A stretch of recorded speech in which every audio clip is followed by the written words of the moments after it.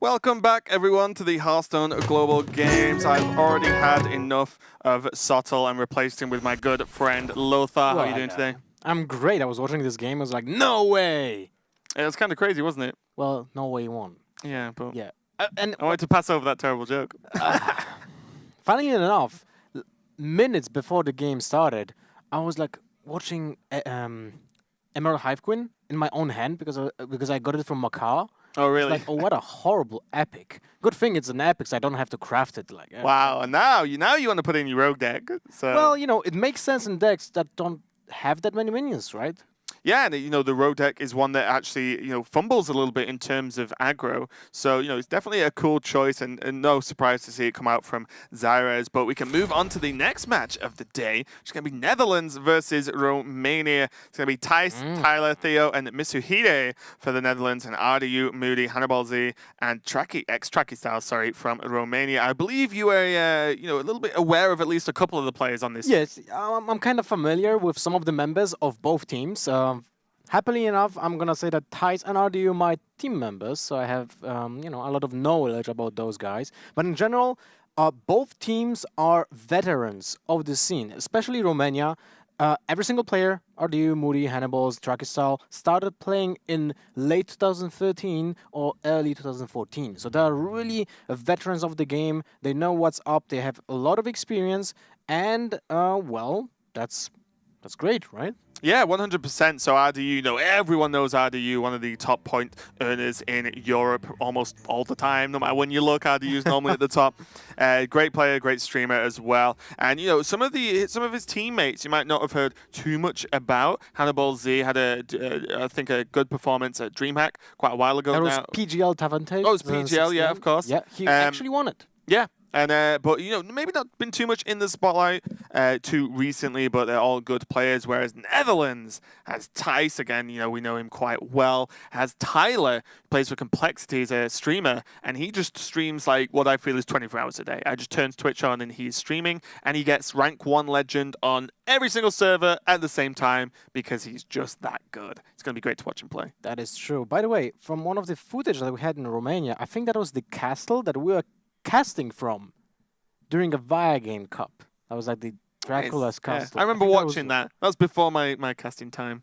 Lothar, you showing your casting age. Well, I'm old, so it's fine. As am I.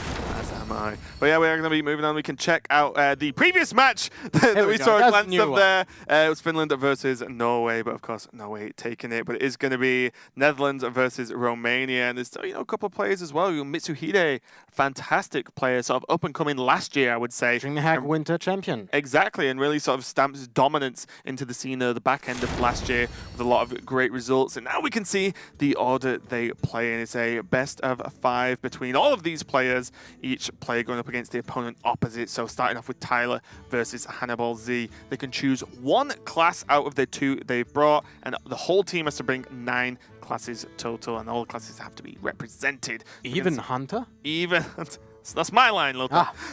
So Shaman and Mage for Tyler, Hunter and Druid for Hannibal Z, and they get to pick 1 of these classes to play. So Tyler open up for Netherlands, and RDU going second and being the ace player, whereas RDU and Thijs being the ace players. I already know what everyone wants to see. This game goes all the way. The ace match happens. RDU versus Thijs.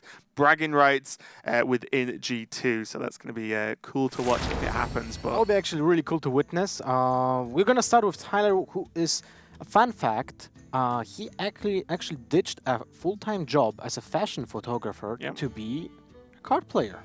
Yeah, if you see any images or even just Tyler streaming, he always looks fantastic. He knows exactly what's going on in the fashion world and is a fantastic photographer. But yeah, he decided, I just want to go full-time with this, and it's been working out pretty well for him so far. Being the point leader, in fact, for Netherlands as well. He was the anchor on the team. He got on the team automatically, being the player with the most points in that country. So it's going to be great as we see the players get ready.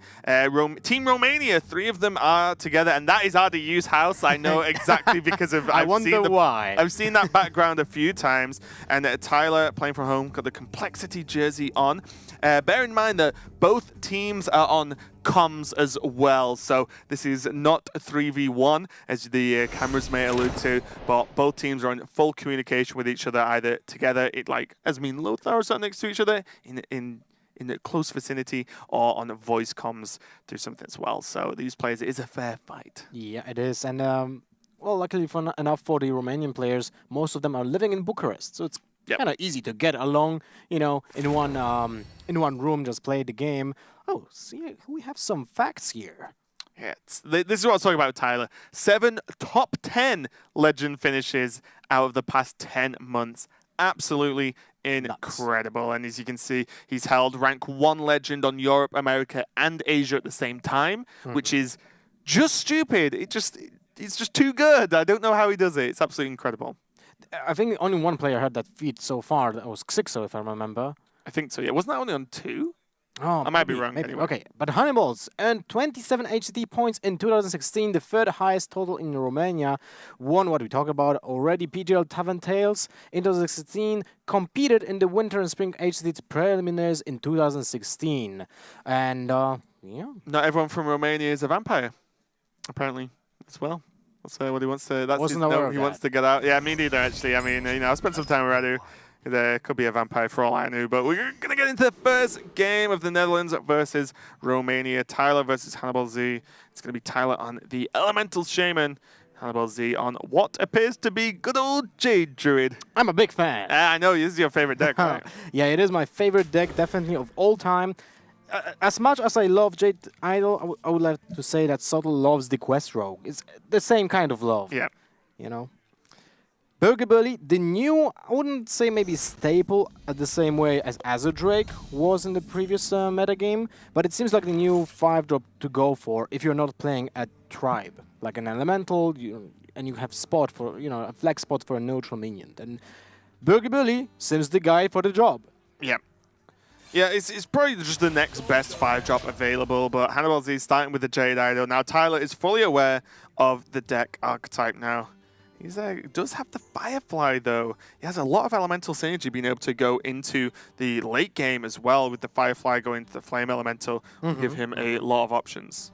Well, the interesting fact about Firefly is that when you play the Firefly, you get back the Flame Elemental, which then can be decreased in cost by the Fire Plume, and then you're play able... whatever you want. Yes, but what is even more important, you can trigger the elemental thing, the elemental keyword for the next turn without any effort. You can play something else, like a spell, or a minion that is not an elemental, because it's Stone Shaper, an example, but you can still trigger it for the next turn because you have a 0-mana Flame Elemental. Instrumental to the strategy. Yeah, he can beat the Stone Shaper issue. At the moment, Tyler does have a 2 and a 3 drop to go as well. Chaining this, he can deal with this Jade now. And this is what we talk about the Firefly just being so resilient as a 1-mana 1/2 that generates a 1/2 in your hand as well. So looking pretty good. Is this enough value though for the elemental to be played this turn? It does reduce elementals down by 1, makes the flame elemental 0, but there's only the Tar Creeper effects to a 2-drop. Doesn't really look too good. 2 Jade Lightnings in hand already, decreasing the value of Fire Plume. So this is the problem that you have usually with the elementals. If you just draw the different order, you draw spells first instead of minions, you kind of fall behind. But you need to be on board, especially against Druid, which always wants to be ahead of the curve with cards like Innovate, Wild Growth. But fortunately for Tyler and the Netherlands team, they didn't draw any acceleration at all. Yeah, and even the hand in general is quite late. There is Nourish for turn 5 to be able to ramp up, but that is still quite a long way away. Gadget's hand not going to help them out. And RTU, you can already see, it's like, oh, come on, where's the ramp? Where's the ramp? You're not drawing it, you're doing it wrong for the Druid, but you can see the iconic duo nowadays, Burger Billy and the Auctioneer are going hand in hand with each other because of the synergy with the additional coins. Hero Power going down to clean up the totem there. Now Tyler's got a few more choices. Can just drop the Tar Creeper this turn. Can develop the Elemental again, but it's just not going to be good enough as the Jade Claws are drawn. Should go Jade Claws, coin Jade Lightning, and just start getting all Jadey on him. just get aggressive. Tar Creeper, not really the card you want versus Jade Druid. Nah, not really. The defensive capabilities aren't needed. until the late game, and even in late game it becomes more of a speed bump. It's definitely not needed against this type of deck, as you said, especially that it doesn't put any pressure on the Druid. Druid will just ignore it. At some point he would drop a single minion that will just deal with the Tar Creeper with one swing, and that will be, well, end of the problem with the Tar. So the same goes for the Jade Lightnings. Usually you want to use them, you can think about it like a weaker Fire Elemental. That's the purpose of the card. It creates a minion that deals damage, not the other way around. So you want to have it as a if you want to get back on the board, if you want to gain tempo, you use the Jade Lightning. So you can't really play it now. So you're pushed to play the Tar Keeper, and that's not really a problem for the Romanian team. Yeah, but what this does do is it allows him to, if he draws a Stone Shaper next turn, it's going to be live.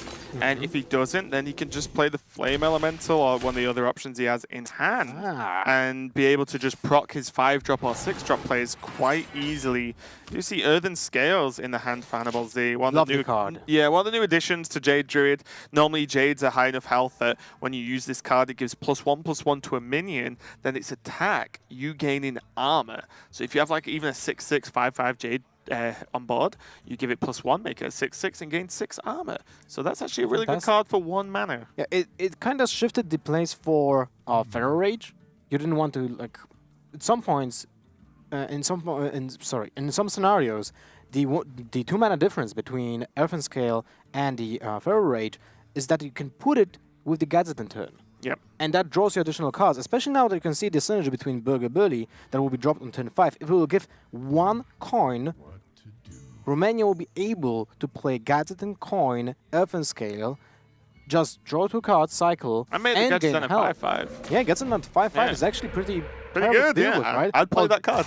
Although Blaze Collar is a perfect answer, That's true. right? So Romania will keep that in the back of the head. So see, the 5-plume Harbinger is going to come down now and reduce the cost of the Fire Elemental. So now Fire Elemental can be played on curve next turn, which means that this 0-mana Flame Elemental is still in the back pocket, ready to proc a turn when things get a little bit dry for Tyler and Team Netherlands here. That's true, and for Romania, there's not many options. They're aware that there might be a Fire Elemental next turn because of the Fire Plume. So even if they play Burger Burly, it will just be traded. And then, you have a terrible turn after that, because you can't play second Burger Burly. You need to play your Aya, which is a good trade, but it will most likely die because it's only 3 HP. Shaman has multiple ways of dealing that free damage. So they're aware that in a terrible spot if there will be a Fire Elemental. We'll see what Tyler chooses to do. Fire Elemental does make this pretty clean, but he just trade away the rest of his board to this. And this is the downside of the Tar creatures, is that on your own turn, they are not very good at trading down minions. You might even see a Jade Lightning and then trade the 2 minions in, and maybe even coin Jade Claws. Might be an option as well. If you coin the Jade Claws out, you're overloaded for 1, but then next turn you can still play the Fire Elemental and then proc future Elemental turns after that. This might be the turn you squeeze it in. That's true. If you're gonna go the route with the Jade Lightning and the Jade Claw, I think you probably will play the Flame Elemental as well, just to have the Elemental trigger for next turn in case you top deck something more important. Yeah, the Servant of Kalimos, that would be Example. different. That's like the MVP of the entire deck. Yeah. Feels like it. It just gives you so much fuel in the next turns, because usually Elementals bring something more than just the body to the table.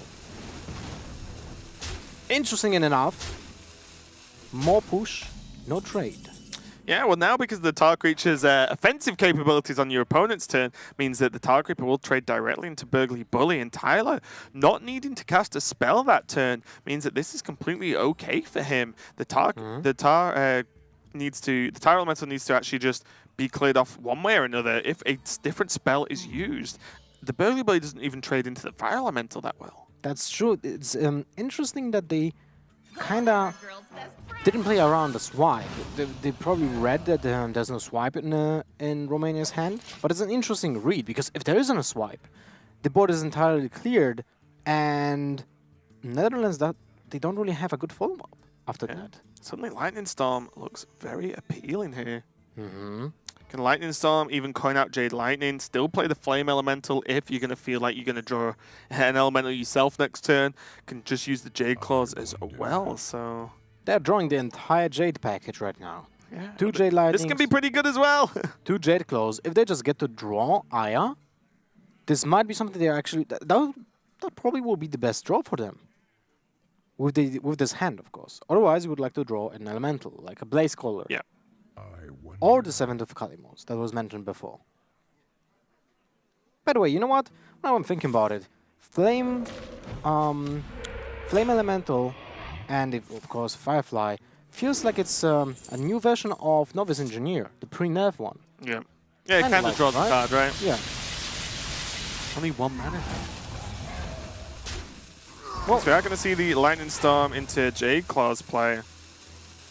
Going to hold on to those Jade Lightnings. At the end of the day, the Jade Lightnings could just be used for burst to end the game, and that's something the Elemental Shamans actually lack quite often. But this is still preserving Tyler's board. It's going to be a little bit overloaded, but with that Flame Elemental in the hand, means any Elemental that's going to be drawn isn't going to be triggered that turn. This is still a bit clunky. Board. It's very clunky. Two Gazetons, Auctioneers in the deck also suggested a heavy on card draw and less on removal. If they go for this Ancient Wall, a single Hex is going to prove to be a huge problem here if it comes out. It's a gamble. You just need to do it, right? If they have Hex, they probably will lose. But if they don't have a Hex and they need to sacrifice multiple cards for a single taunt minion, this might get them the time they need to rebuild themselves with the Auctioneers, with the Burger Billy, then regain some health with the Earthen Scales and claw back into the game. Fortunately for it, I'm sure, 100% sure that Romania is paying attention what was played last turn for Netherlands, so they knew there was no Elemental played. Yep. So there's no synergy. There's no way they can just gain advantage out of Elementals this turn. Now, what they can do now, though, or what Tyler can do in Team Netherlands is, it could be a Jade Lightning and trade the Fire Elemental, and that clears off the Ancient of War, and the Flame Elemental can be developed this turn to activate the Blaze Caller next turn as well, and still keep hold of a board, so I think this is what we're going to see here. And that is super crucial, that 0 mana Flame Elemental instrumental from 10-3 when the Fire Plume was played. Yeah, exactly. Kept in the hand for this sole reason. Yeah, board not looking too threatening on, you know, for the Druid here, but still, you know, Gadgetzon's going to come down now. There's enough stuff on Tyler's side of the board, means that he's threatening some damage, especially with cards like Flame Tongue Totem potentially available as well. Evan Scares will give back some health. Wow, those draws are not really the best ones that you can get. All those are what they were missing in the early game. To be able to ramp up very quickly and ramp that Jade count. I mean, what's the Jade count even on? Is it still on 1? I think it's 2-2. Yeah, as in like, yeah, there's only one. The played, right? Jade Idol was played on turn 1. Yeah, and that's it, right? And that's about it. They also play Pharaoh Rage. So it's both Pharaoh Rage and Earthen Scale. Now it's interesting to see the balance between those two. I was thinking maybe you just go for 2 Earthen Scales, but it might be a mix of 2. Oh, sorry. Yeah, 2 and a 1 or a 1 and a 1. Yeah, exactly. So Blaze Caller is just gonna light this Gadgetzon up, though. I can't see any other option here. I mean, you know, there are other options, Jade Lightning Trade, for example, but Blaze Caller feels so good here. Develop a 6/6 Elemental onto the board, proc your future Elementals here for Team Netherlands, and just cause Hannibal Z and Team Romania many, many headaches at this point. how do you even deal with this? You just use one Wrath. They know, Tyler knows, and the rest of the national team of Netherlands, they know that there's just not enough removal in that hand. There was Wrath, there wasn't a swipe there. So even if it's drawn, there's most likely only one. And that's not enough damage to deal with the Blaze Caller on its own. Yeah, definitely a tough one. All these Jade Generation cards now available for Hannibal Z, but it's just too little too late. I feel they're all going to be too slow. The Jade count only being at a 2/2 for the No, next it's actually play. 4/4 because of the Aya that was played on. Oh, turn 6. Aya, of course. Forgive me. It's going to be a 4/4 coming out. So maybe it's going to help now battle for the board, as that Tar Elemental is not going to be good enough to be able to battle on, as its attack does drop low. The Blaze Caller, though, is going to hack one of these down very easily, if that's even the choice. Servant of Kalimos going into Tyler's hand. I'm going to give him a few more options if he needs them. That's a possibility, although Jade Lightning seems like a great play this turn, and I'm thinking if you just go for the Jade Claw puts additional pressure, generates, if I'm not mistaken, a 3 3 or 4-4. Well, I'm wondering whether you Servant of Kalimos and Jinyu this turn. You can trade the Blaze Caller, Jinyu the Blaze Caller, play Servant of Kalimos, discover. That's a huge board. The next turn you have Jade Lightning and Jade Claws to burst and push damage. It's definitely an option, but I feel like just smashing your opponent's face for 6 with the Blaze Color Seems reasonable. seems like a better option. Okay, discovers Kalimos, the Primal Lord is the option. I imagine it is the option that's going to get picked. Such a flexible card, can do whatever you really need it to do. And I imagine Tyler's thinking about doing it for 6 damage to face here. And, you know, Druid struggles on wide boards, guys. That's nothing new to this expansion. It's pretty much been always the same way. And it's going to be just, I think, just too difficult. Doesn't seem easy. Even if you just refill the board, like when you face a full board of your opponent, you probably will just want to play your own minions and try to claw back after you play your own minions, which usually have to wait the entire turn. So I'm not surprised that this is the way they want to play it out. But, well, it might just not work out, right? Yeah, 10 mana available means it's going to be 4, 7, and... Yeah, that's just lethal, right? 6 damage from Kalimos, right? Yep. Because you can equip the Blaze Jade Claws as Caller. well. 4, 7, 9, 10, 16. It's even on board. Yep. Just going to be game. The Kalimos discovered from the Servant of Kalimos. Very reasonable. You know, he's going to close out this game. And again, just Servant of Kalimos doing the work, Yeah, basically, and allowing this damage to come out. And Tyler was always in control. There's the relief and the sort of self-clap. Like, yeah, okay, done. My job for this is done, at least in Tyler's specific game. He's winning, and he is going 1-0 for Netherlands so far. Romania just on the back foot throughout that whole game. They just never got a chance to go onto the board. They drew the deck the wrong way around. Exactly. Like no Wild Groves, no Jade Blossoms, no Innovates until turn 6 or 7, I think. One Nourish in the opening hand, that's really not something you want to draw in the beginning. So even with 6 cards that can accelerate your mana, it didn't manage to draw that for the crucial early game, especially against Shaman, who is just the deck that goes on the board with the Elemental Tribe. That's like the new theme for the deck. They just try to take board control as soon as possible. Yeah, we see the power of the Jade mixing with the Elementals, and we see Tyler taking the win there. Now we've got Mitsuhide going for the Druid of his own against RDU's Priest. So Mitsuhide could be playing there. There's a lot of aggro Druid variants as well. There's the one that plays like, you know, the Finja package, for example, with the Giant Megasaur. And then there's just straight up token Druid style effects. There's even, you know, we've seen Jade Druid. There's been some ramp Druids with tons of late game minions like Yashiraj as well. So a lot of options. And RDU on the Priest, again, we've talked a lot about Dragon Priest, but it could just still be the sort of spell heavy combo style Priest as well. Basically, when I think about every single deck nowadays, it's like, well, there's at least 2 archetypes that are completely different from each other, right? You can either play a slow control-ish deck or an aggro version of the same class. Although in Priest, every single deck that we have is like either mid-range or control deck. It's either Dragon Priest or the more miracle, well, quote-unquote miracle version of the deck. But still, you need to prepare for a lot of angles. It's especially important during the mulligan phase, because against some decks, you just certainly don't want to see certain cards. Yeah, it's going to be very difficult to try and work out exactly, you know, in this, how early it is in the meta to what you're even against at this point. As we said, there's multiple archetypes for almost every single class available. It's going to be cool to see what RDU's brought and what Mitsuhide brought. It's very interesting. I think I saw RDU like move the mouse, so I'm guessing Hannibal Z might be like left-handed or something, because he saw him like drag the mouse over to the other side. So that's kind of fun. It's those guys all hanging out while they play. Mitsuhide, no doubt, on comms with the rest of his teammates. We can see some information about these players. These two are quite popular. 2 major Hearthstone victories, DreamHack Winter and the WCA Europe qualifier. We were there at Winter. It was a kind of an awesome event, and awesome to see Mitsuhide really break out. And yeah, it's playing for Gamers Origin, one of the few non-French players on that team. That is true. Everyone was convinced that he is French, but no, he is actually from the Netherlands, and he's playing obviously for the team. What about RDU? Well, you know, he's on this team with some guy that casts now and again that I've met a couple of times. I've heard he's Polish. Yeah, you know, part of G2, one of the powerhouses, of course, and just performance after performance after performance. RDU has been involved in Hearthstone as a pro for a very long time. Very young player as well, and he has so many victories under his name and so many strong finishes that we've not got time to list them all. To be honest, I don't want to butter him up, you know, too much, but I met him during his first big tournament. That was DreamHack Bucharest, 2014.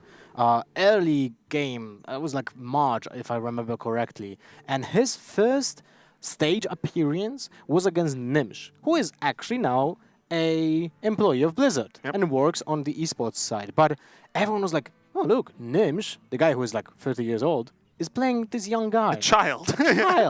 Who has like 16 years, you know? And he lost 3-0, if I remember correctly. And it was a shock for everyone. Although people who were, you know, aware of the Romanian scene, they knew that RDU is a great player.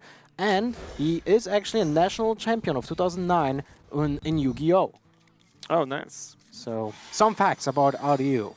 Definitely a long storied history there, but this game is starting. Mitsuhide on the aggressive Druid, Enchanted, I think it said Raven Idolin, just picking cards that are called Raven for the fun of it. But Enchanted Raven going to come down on turn 1. Thank you. And RDU looks like he is playing this kind of spell-heavy combo-style priest, and we might see Lyra. It's all I want in life, is to see that card get played very soon. And here the awesome sound that sits there. Radiant Elemental into, well, calling Radiant Elemental into Powered Shield could be a very, very strong play here. Just witnessing this opening hand give me goosebumps on my skin, man. Literally, look at this powerhouse. For the next turn, you have a Potion of Madness if you need it, and you just trade 2 minions of your opponent, or you get to play Shadow Visage for 1 mana and still get another Powered Shield from the deck. That's a possibility. So it's a really important minion. Although I was thinking about maybe keeping it for the next turn and just drop everything. Yeah, drop everything in one go, yeah. This is nice, so you need to get it on early versus an aggressive Druid. Mitsuhide going for the Mark of Yasharaj to create the Raven Idol. I keep calling it Raven Idol. To make the Enchanted Raven a 4/4, so the Elemental is going to be a little bit more difficult to deal with. 2 Potion of Madness now. Not going to do much work against the 4/4, but the Shadow Visions is no doubt going to see it play here, I think. Unless he wants to trade heal. I don't think that's going to be good enough. That leaves it open for everything, basically. And well, especially when next turn you are expecting more low attack minions, which means next turn you could just double Potion of Madness into, like, you know, make multiple trades. Yeah, so Shadow Vision is going to be an option. For those of you who don't know, just discover a copy of a spell that's in your deck. So you can chain multiple Shadow Visions if you want to. Ardu's going to go for that option, seeing Shadow Word Pain, Shadow Word Death, Binding Heal in the deck as well. Well, with the Alkanized Soul Priest, it's kind of like a double-edged sword. It deals 5 damage to you, but it also can deal 5 damage to a minion for 1 mana. Sometimes the tempo, while sacrificing your own life, doesn't matter. You just... I mean, the tempo matters. The life doesn't matter, right? Yeah, but speaking of, you know, the Alkanized Soul Priest, Circle of Healing was a great choice there. You're against a board-focused, aggressive deck. Being able to just turn 4 Soul Priest, deal 4 damage to the board is absolutely fantastic for the Priest. The oldest combo in the game. Exactly. That's if you've not been Alkanized Circled, you have not played the game for long enough. Reverse time. Or play currently, I guess. This is one of the strong decks. Mitsuhide has Eggnapper available on 3 if he really wants it, but really needs to think about how he wants to deal with this Elemental, as it is going to cause huge problems for him going forward, and he might even go for the Ravasaur Runt into a Mark of the Lotus to be able to go for a clean trade, create a 3/3. You don't get the Adapt, but it's a 3/3 on board. I like it a lot, to be honest. Just destroying the Radiant Elemental makes it very awkward for Romania to actually play all those spells they have, because they knew there are no minions on turn 2 to play, so there are most likely more spells. And the fact that the Mark of Yasharaj just made it so annoying for the priest to deal with. We all know, a 4-attack minion, it's a menace to deal with. Yeah, you can join me as the second caster today that's talked about 4-attack minions and priest. You know, it's part of an exclusive club that Sottle is now not welcome in. So yeah, Shadow Word Death are going to be available on this Enchanted Raven. Yeah, got the name right first time. Congrats. If RDU wants to, that is your whole turn But let's be honest, your focus against Aggro Druid is to just close out these minions and I stop think it's the fine. aggression. I think it's fine. You are aware that you might not be able to just heal fast enough. I don't know if they run even Priest of the Feast in this deck. Might be because of the I would amount imagine of, so, yeah. of low cost spells, right?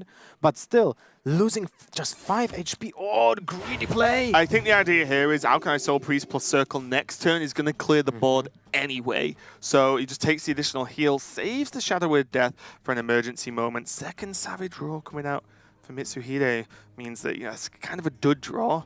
Is it? Is it?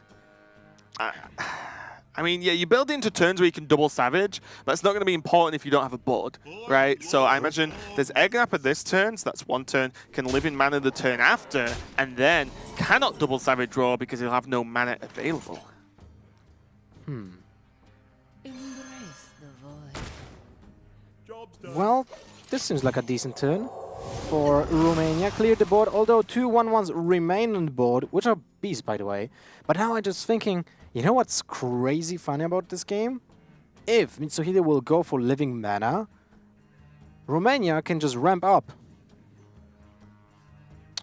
Yeah, pretty much. It's going to be 2 Potion of Madness, steal those minions, That's actually crazy. trade, gain 2 mana, steal basically mana from the Druid. It's the other way around.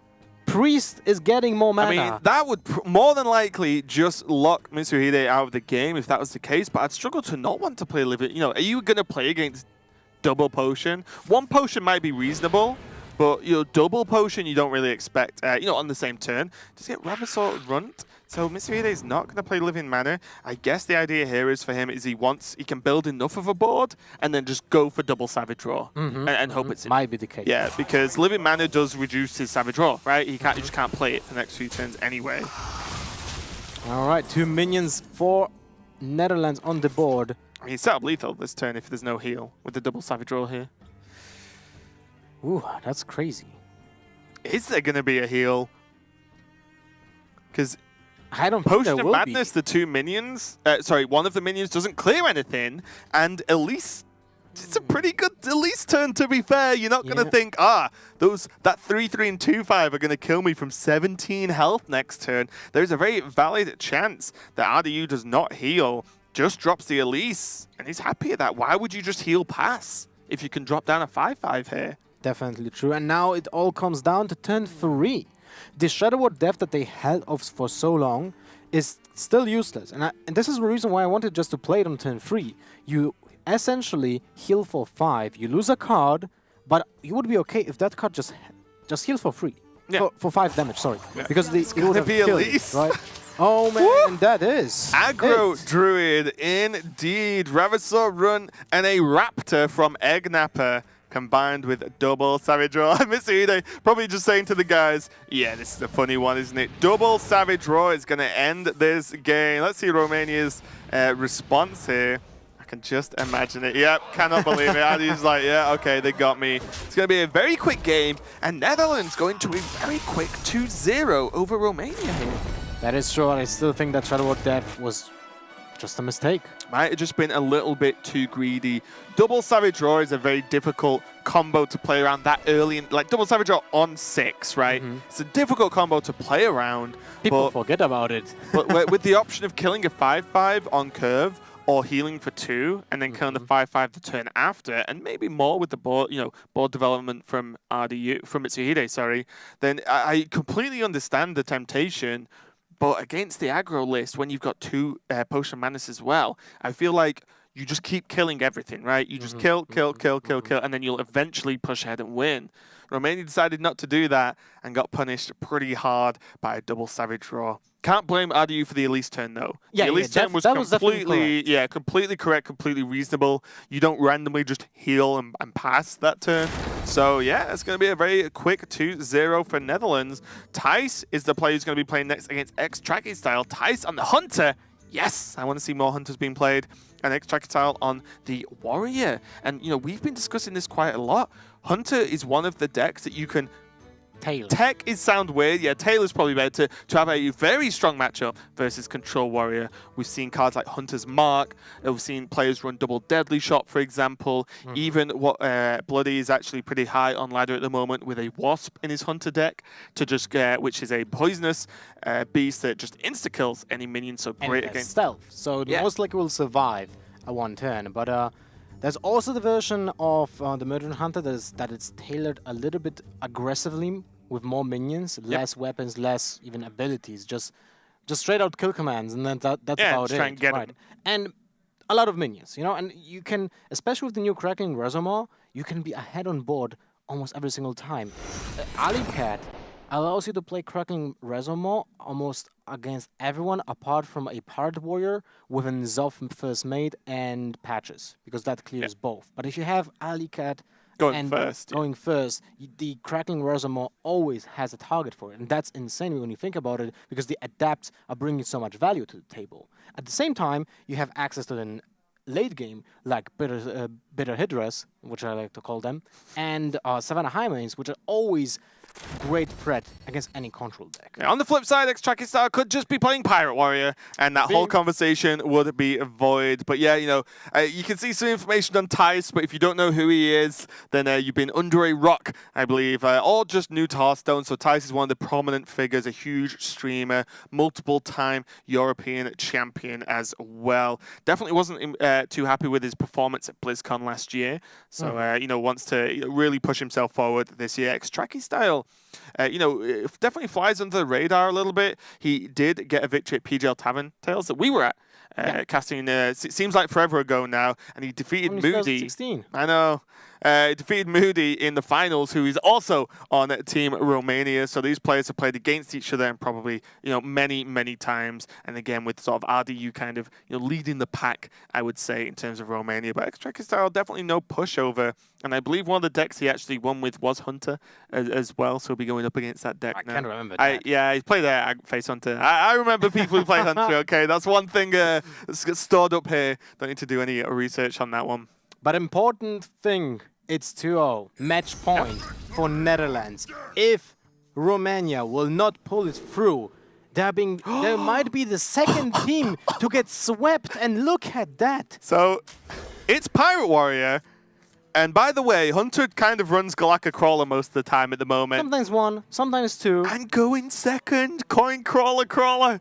Get him! God. And even Firefly, a card we've discussed at quite a large extent already today. This is only match 2 of the day, but Firefly, such a high value minion. Isn't a beast, so can't gain value from the adapt from the Razormaw, but just having those dudes on the board is fantastic. Kindly Grandmother, less impactful against Pirate Warrior, but my lord, double Galactic Crawlers. They are the bad omen of pirates, it seems. They get beaten up by crabs pretty harsh, and even getting them on the first mates means pretty much Totem Golem is back in the game. Yeah, and then, to be honest, now it's all about Netherlands having the read, right? Do we keep both or do we keep one? Oh, you keep both. Well, you're not sure if you're facing a Control or Pirate Warrior. Oh, there's the smile from Tice. They are all laughing on comms, no doubt. All he's thinking is, got him. Xtrackistar is going to be in a tough spot here. This is, as you said, match point. The winner of this game, well, if Netherlands, wins this game, they take the match 3-0 over Romania. But still, it might actually not be coin out Golaka if you think about it. Actually, Firefly coin Flame Elemental, get 2 1-2s on the board, and then then the pirates that get played going forward get killed, and you 1-2s actually, fight for the board very well. And also a very important fact is that Golaka Crawls just destroy every single pirate. Yeah, Whatever. any pirate. It's 1-1, it's 5-4, doesn't matter. It can be a Corsair, it can be a, Zot First Mate, Bloodcell Cultist. It just Sky Captain Crag, even. Yeah. If we're going to see that card, it will. Galactic Crawler eats them all with 0 prejudice. And unfortunately, this is going to sound funny, but unfortunately for Tice, there is only a N'Zoth's First Mate for number 2 in hand to play on turn 2 for Xtrackistar. I'm pretty sure Tice would have liked the Raider as well, yes, to just come out, on curve, just to be able to snipe that one. But another 1-1 isn't what he wants to see here. Well, it might not even get played next turn, because of the fact that you will lose your weapon and there's still a 1/2 minion on board. And what's really nice here, and we'll probably find out afterwards, but Grandmother was in the opening hand as well. It was a full keep from Tice, and Grandmother is the backup plan. That means if for some reason there are no pirates, I can just play a Grandmother instead on 2 if you really want to, right? And this is probably a nod to the potential Taunt Warrior, but this is going to work out really well because he can just play the Grandmother this turn and feel pretty safe and still have a good 2-drop to play, then go into the Crawlers 3 and 4 if he really needs to. That is true. I like the Grandmother on turn 2, although, to be honest, I feel like this this hand was a kind of a greedy keep, because in case they will just face a Counter Warrior, a Quest Warrior, the double Golaka Crawlers are not really the best option to just face anything. That's true, but I think what's good about it is you could just spam them out early game, and then because you've kept so many low cards, then you're probably going to draw into your bigger guys. So, I think it was completely reasonable for the chance of the hard win. Ty's just giggling to himself, and I don't blame him. I kind of would be as well if I was in his position, talking to his teammates, just laughing around here, because he can just insta-kill whatever he wants. He has the second Crawler. Play Makar first, get a second Crawler. Oh, almost. Kind of. Kind of like the same minion, but before the battle cry. And the response, there we go. Andy, you cannot believe it. That is ridiculous. Team Romania, ex-Chucky style, controlling this deck, of course. Absolutely cannot believe this. You are wrecked so far by Hunter, and you're playing the even more aggressive deck. Oh, interesting, Bitter Tide Hydra in the Pirate Warrior. Something that is, sort of obviously come out with the expansion with a new card, but a card that can really help push some extra damage. And you might keep them in the game just about here. If it's a standard Pirate Warrior, they'd be in a nightmarish spot. But yeah, that's true, but still it doesn't really look great. The Hyena made back into the deck, and I love it. A lot of decks are just, they don't have the response to a Hyena. Suddenly, 2 small beasts to Alikas or Unleash the Hounds just trades for minions. Suddenly, for 2 mana, there's a 6/4 Hydra just staring at you. Hyena staring at you, and what do you do with it? Well, as well, if they do have the answer, it's normally a direct hard answer, which means they don't have the answer for your next stuff. Like they actually have to kill it. It's very similar to a Frothing Berserker, right? You have to kill it, and if you don't, you normally die. And if you do, then you've used up resources, and then the next few drops are going to be more impactful. Tice has a multitude of 2-drops to play here. The hook is still only 1 attack, right? Yes, it is 1 attack. Do you ever just drop the Hyena then? Hyena and a 2-drop? How did they kill it? Yeah, I like it. Okay, looks like Tice is going for the Crocolisk here. But to be honest, he has the Rhino, right? So with the Rhino, the idea maybe is to Rhino Hyena in a couple of turns' time, which means that he can, 3 turns' time, but actually get off some kind of combo later on and kind of just win out the game. And Striker Style has a few options now, none of them fantastic. Do you just slam Hydra? I think you have to. The only problem is that your opponent actually has multiple minions that will deal the damage while trading. So you don't necessarily do what you would like to do with this deck. You will lose health when you lose a minion, and you're playing against a Hunter. That kind of tells a story here that the Hunter might be doing something that they wanted to do anyway. Yeah, definitely a tough call. Striker Style, they're now going for the route of the Arcanite Reaper into trade. So trying to secure the board for the Hydra to snap them back into position and try and clinch the win there, but it's just not going to work. There is now just Direwolf Alpha with Animal Companion this turn. Very clean turn 5, because you don't want the Rhino this turn, because 1, it dies to Arcanite Reaper, of course, but also you can't trade the Grandmother in to get that double value. It seems like a great turn for Tice and the Netherlands team. I mean, let's be honest. After 2 Golaka Crawlers, eating 2 Pirates, and 1 Pirate was basically... the Firefly as well. Yeah, one of the Pirates was basically like a time warp. You lost an entire turn. No, it doesn't work. Okay, with this Misha as well, there's, 7 damage minimum coming out. You can kill off the Direwolf now with this trade, but so much damage. Hunt Hero Power. Tundra Rhino for an additional 2, although it won't make much difference this turn. Unless he wants to double trade and then still charge with the 3-2. Definitely. I doubt it. Seems like a good option. I mean, you can also ignore it, but then you can't play the Thunder Rhino. I think I just like the Grandmother. Grandmother hero power this turn, go face. You're on 27, you're never going to die. And then next turn, you Rhino into Hyena, trade the Grandmothers in if you really need to, and then just create a massive Hyena. But again, let's be honest, Tyce can probably just do what he wants at this point. Double trade the Hyena now, preemptively build up the damage, doesn't need Thunder Rhino anymore, and the Arcanite Reaper's gone, and it's not like Extractile could take the damage to face anyway. Yeah, well, this is the spot when you're like, yeah, this is the spot where you go bottom right. This is the match when you just can't win. Yeah. Everything worked against you. 2 Golaka Crawlers prove that Netherlands Hunter actually was tailored against Romania. It felt like, yeah, you know what? I know RDU. I know that he might convince them to play Pirate Just Warrior. Jam Pirates. Yeah.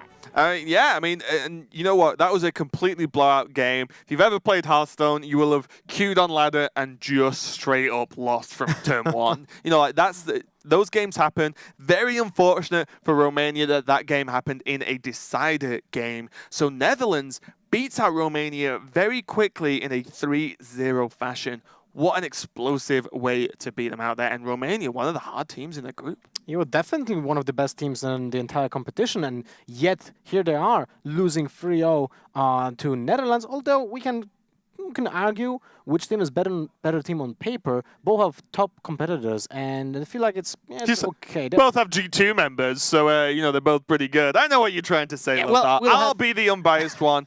I believe overall Netherlands is a stronger team because you know RDU is a great competitor, but Netherlands has multiple players that are playing at the top of the game and have been for a long time now. But yeah, the 3-0 victory is absolutely fantastic for those guys, and they're in our group as well, the UK group. Netherlands getting a strong win there, 3-0 win, very important. And we've got United Kingdom versus the United States coming up later on today. But yeah, that was Golaka Crawlers, man. Golaka Crawlers are insane, but this is a tough group. The loss. Thailand as well. Yeah, definitely no pushovers. Definitely, there's actually no pushovers here in this group, and the fact that you lose an 0-3 in your opening match puts you really in a bad spot when it comes to the tiebreakers. Yep. So Romania definitely needs to step up and win the next matches 3-0 as well to just get back to that point, to those tiebreakers, deciders. Yeah, exactly. And, you know, especially this group is there are no easy matches. There are no matches where you rock and you're like, I got this. You know, there are so many difficult ones. Even if there's one you feel favored in terms of like team skill, well, you have to win it. You have to, because there's a higher chance of you losing against, you know, some of the harder teams as well. So definitely great to see all these players and how this is going to work out over the next few weeks. But we've got more Hearthstone coming up very, very shortly. We're going to take a quick break and we'll be right back.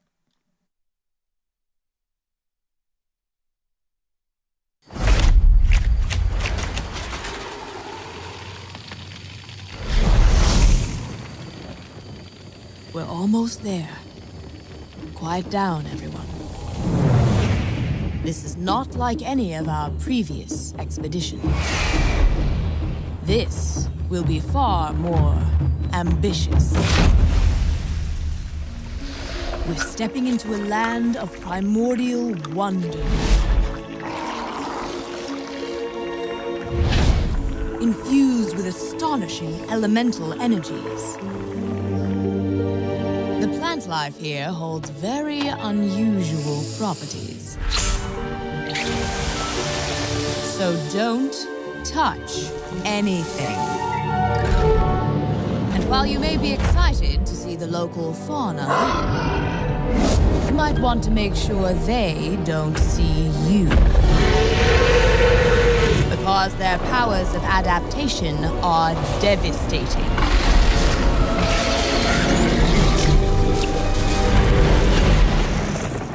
Make no mistake, we will be tested at every turn. But if we stay on our guard, we might just survive. Now then, are you ready?